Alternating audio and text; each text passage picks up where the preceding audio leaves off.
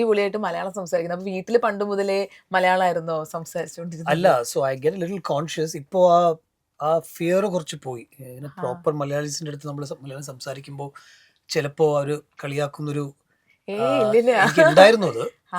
ഇപ്പോൾ ആ ഫിയർ കുറേ പോയി.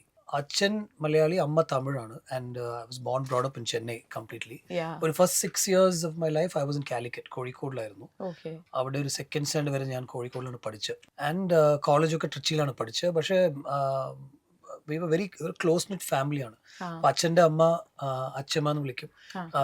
ഒരു 100 years വരെ ഒറ്റപ്പാലത്തിൽ ഉണ്ടായിരുന്നവർ. From the 9th standard 10th standard and college summer ഹോളിഡേയ്സിലൊക്കെ ഞാൻ ഒറ്റപ്പാലത്തേക്ക് പോകും. ആ. ചെന്നൈ വരില്ല ഞാൻ. അപ്പൊ അച്ഛമ്മ മലയാളമായിരിക്കും അതെ. സംസാരിക്കുന്നത് അല്ലേ? അപ്പോൾ അവർ ഓ, സംസാരിച്ചു. സ്വീറ്റ്. പിന്നെ കുറേ കസിൻസ് ഉണ്ട്. ഉം. So somewhere I got A drift of the language four yeah. Sure. പിന്നെ കുറേ യെസ്. മലയാളം പാട്ടും പിന്നെ അങ്ങനെ കുറേ ഒക്കെ കേൾക്കാറുണ്ട് വീട്ടിലൊക്കെ.